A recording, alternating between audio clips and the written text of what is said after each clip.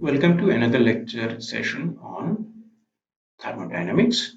In this session, we are going to talk about Carnot cycle, Carnot engine, and its efficiency. So before we begin the discussion about Carnot cycle, let us talk about something called PV diagram. So for a thermodynamic system which is evolving or changing its state due to change in its external conditions, like you applied some pressure or some electric field or magnetic field or something like that, then the system, the thermodynamic system, would be changing its state to reach to a new equilibrium. So if we take a fluid system, in that case, we can draw something called a PV diagram. And this PV diagram is a graph between the volume of the system and the pressure applied. So in this graph, what you see a thermodynamic process from which you can say this is the state A and this is state B, state 1 or state 2 or initial state or the final state. So if you increase the pressure on the system which is at a particular P and V, let's say this is at PA, VA, and this is at PP and VP, right? So from the state A, if you increase the volume VA to a volume VB, then what happens is that the pressure within the system decreases. Or you can say, in other words, if you have the system at state A and you increase the pressure from PA to PB, then the system's volume increases from VA to VB. And this process during which its volume or the pressure changes, and if you plot these states on this PV graph, means if we plot the corresponding P and V at different positions, then you get a graph, and that graph is called PV diagram. So such a graph can come from two different types of processes. One is called isothermal process and another is called isentropic process or adiabatic process. Adiabatic process, isentropic process. So these are different types of processes. Isothermal means temperature remains constant. Adiabatic means there is no loss of energy, so energy remains same. Isentropic means entropy remains same. So there are different types of processes and which you can plot it in such diagram. Of course, you can change for such change. You can choose different, state variables. PV, so that's a PV diagram. If you plot ST, then that would be also called a entropy and the ST diagram, and so forth. There are different types of such diagrams which represent the different thermodynamic state of a system, where your external variable which you are changing or that you are controlling uh, is different, right? So in this case, we'll talk about when we discuss the Carnot cycle, we'll talk about this PV diagram. So we'll have a fluid system and where the pressure volume will be changed. And there will be in some cases, it will be adiabatic process. In some cases, it will be isothermal process. So here is the Carnot cycle. So we have a system of gas where so here is my gas, and these boundaries are such that they by themselves do not allow any transfer of heat. But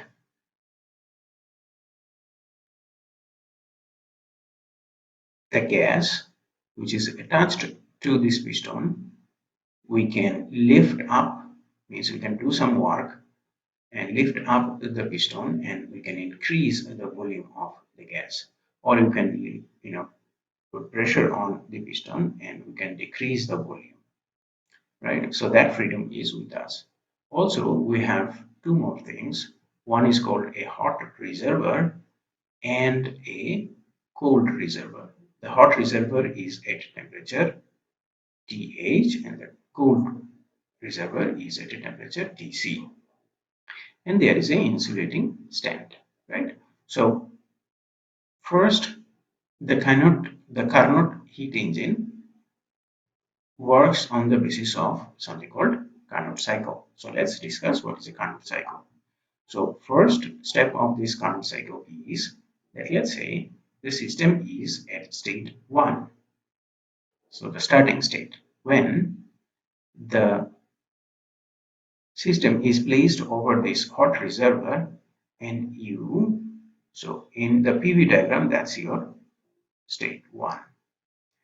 And then you slowly increase its volume by lifting this or reducing the pressure or lifting this piston up, right? And slowly means the process is going to be isothermal. That means when you put this system over this hot reservoir, then it will acquire a temperature which is equal to this TH, the temperature of the hot reservoir. But as you increase the volume, some work needs to be done. So it absorbs some heat energy from the system, right? So that's how some heat energy, how much QH, let's say. QH heat energy gets absorbed while this expansion takes place. Then you take this, so during this process, the system's temperature do not change, it remains constant TH. So after the expansion, the system comes to a state 2. So that's my first process. This is my first isotherm. Temperature remains same. A process during which temperature remains same, and it's a reversible process. And I have to do it very slow. And that's how at every point throughout this expansion, the gas will remain in equilibrium with the hot reservoir. And then we replace this system here on an isolating stand. So now there is no source of heat energy. So there is nothing, there is no heat energy. And what you do is you do another expansion. You allow the system to expand again. So you lift this piston up, and that process you do it very quickly. So the state from as the system was brought here, it was at the very beginning in the state 2. And then you do the expansion, adiabatic expansion, and then the state changes from 2 to 3. And during this process, because it's an adiabatic expansion, no external heat was supplied to the system or no energy was left out of the system, so its temperature would reduce. So earlier its temperature was TH, and then after the expansion, let's say the temperature went to at temperature is equal to TC, the temperature equivalent to the reservoir temperature. So that much expansion will do so that the temperature falls from TH to T2 during this process, which is an adiabatic process going from the state 2 to 3. Then we move this system to a cold reservoir. Now the system is attached to the cold reservoir and we do a isothermal compression. So during this compression, the volume decreases. So the system changes from 3 to 4. During this process, when the system is compressed, we try to maintain the system's temperature to be constant. Now, as we are working on the system, we are supplying some work, and that is getting converted into heat. And so some of the heat energy goes into the reservoir. And how much is that? That is QC, right? So QC amount of energy gets transferred to the cold reservoir. So when the process is isothermal and the system changes from the state 3 to state 4, as the system is attached to the cold reservoir, then its volume decreases and it releases QC amount of heat. Then we change it from, as it is attached to the cold reservoir, now it's placed over a insulating stand. So again, no heat energy is exchanged, and we keep the pressure, a higher pressure, and we increase the pressure very, very rapidly, and we take the system from the state 4 to back again to state 1, so the initial state. So from here to here, the system's volume again decreases this much, and we increase the pressure. So adiabatic compression, and in this process it goes from state 4 to 1. So that's how a complete cycle is complete. The system started from the state 1, went to the state 2, then undergoes a adiabatic expansion. Then it goes from the state 3 to a state 4 at constant pressure temperature, isothermal process, and then undergoes a adiabatic compression and goes from state 4 to 1, complete cycle.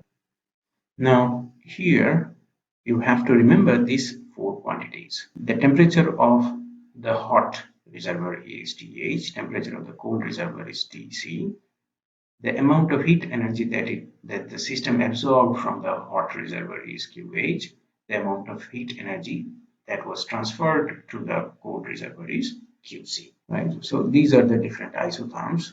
And what you have to understand is that during this expansion, how much work was done, if you want to calculate, then you can do this by evaluating this integral at PdV. So from here to here, if you calculate this PdV, integrate from state 1 to state 2, then you will calculate the area under this curve, and that's the work done during the isothermal process going from state 1 to 2, right? So as you are here, then you do this adiabatic expansion. During this, again you can calculate another integration, state 2 to 3, okay, PdV, and during this the work done will be the area under this curve. So that much is the work done from going from the state 2 to 3. Then as you go from state 3 to 4, isothermal process, again you would do some work, and let's say this work is this much. So again you would evaluate another integral, state 3 to 4 PdV. So that's the work done during the isothermal process going from state 3 to 4. Then during this adiabatic compression, if you calculate the work done again here, so that will be another integral going from 4 to 1, again PdV. So here, as the system goes from the state 1 to 3, the system absorbs QH amount of energy. As the system goes from 3 to back to 1, the system releases some energy, and that is QC. So how much is there within the system? That would be QH minus QC. So this much heat energy is retained by the system. So this much energy is net energy that the system has during this whole cycle. But you see that the system starts from state 1 and then it reaches back to the state 1. So that means there is no change in the system itself. So that means whatever the work done was done during this process, that work done was coming from this energy, because the system was retained to its original position. Nothing happened to the system after completion of the cycle, right? So that's the work done during this cycle, and that net work done is this area. The first the area under this whole curve and then area under this curve. You take the difference between these two, right? And then you are left with this much work. And that work is this. So this is your work W that was done by that you can extract from the system, from the cycle. So here the thermal efficiency is defined like this, that whatever the net work that you were able to do during this cycle divided by how much energy you put into the system at the very beginning. So the net work was QH minus QC divided by QH. So here L is like our QC. So if you have the efficiency, thermal efficiency is equal to the net work that you have done or the system could do divided by how much heat energy you supplied. So that is QH minus QC divided by QH. So that's 1 minus QC by QH. So that's the efficiency, thermal efficiency of the Carnot engine. So if you develop an engine which follows this cycle, and that engine will be called the Carnot engine. And the efficiency of a Carnot engine is given by this. And then we can show, and we will show next, is that this is nothing but Tc divided by Th, right? So how do we show that? So first, during the process from state 1 to 2, during that isothermal process, the system was whatever absorbing the system, it was always in equilibrium. So whatever heat energy it was absorbing at every step during the isothermal process, first isothermal process going from 1 to 2, it was converted into work for lifting for that doing the expansion. So no internal energy was used. The first law of thermodynamics, du is equal to dq plus dw. So in that case, all the heat energy was used to do some work. So that's why the internal energy is equal to 0. The change in internal energy, there is nothing changed. So that's why the internal energy during the process 1, 2 is 0, and this is given by this. And then, as I said above, that you do this integration PdV during an isothermal process, you can evaluate this integral to be like this. So how do you do that? So integration of PdV is equal to integration PV is equal to nRT.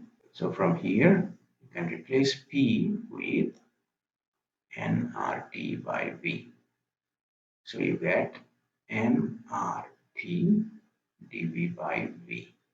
So if you do the integration, you get this ln. And in this process, the temperature was Th, so here it's Th, right? And the volume changed from V1 to V2. You get this ratio because that's a log function. So you get this integral result of this integral here. Then during the adiabatic process, during an adiabatic process, the equation is TVK minus 1 is equal to constant. So if you take this expression comes by comparing for the state 2 is equal to, because that's constant, right? So you will have this one is equal to, this is for TVK minus 1 for the state 3. What was the temperature in state 2? That was TH. Volume in state 2, V2K minus 1. Temperature in state 3 is Tc, and volume is V3 K minus 1. And then you rearrange and you get this equation back here. Then again, during the process, the second isothermal process going from 3 to 4, no energy, because it's an isothermal process, so no internal energy change. We have it like QC, and that's work done during the isothermal compression. And just like that, you will get the, see here it's a positive and here it's negative. So you again do the integration for the second isothermal process and you get this. And for the adiabatic process, no change in internal, no change exchange of heat, so that's equal to 0. And you do the gas equation comparison again, and you will get this TL by TH. In our case, it's TC. Right? Now, when you compare 2 and 4, your 2 is here, 2 and 4 here, and you will see that V2 by V1 is equal to V3 by V4. And then this, relationship, when you placed in equation 1 or in equation 3, you will see that you do a little bit of math, you will get to this, that QL or QC divided by QH is equal to TC divided by TH. And thus, the efficiency of the Carnot engine is given by 1 minus TC by TH. And one point that you have to remember here is that what is the maximum efficiency that you can get? The maximum efficiency is 1. And when you can get maximum efficiency, the maximum efficiency is TC is equal to 0. But that's an ideal gas. If you want to follow the second law of thermodynamics, you can never reach or make the system, the reservoir to be at absolute 0 temperature. And that's how for any real engine, the efficiency is always less than 1. So with this, we end our discussion about Carnot cycle and Carnot engine. Thank you.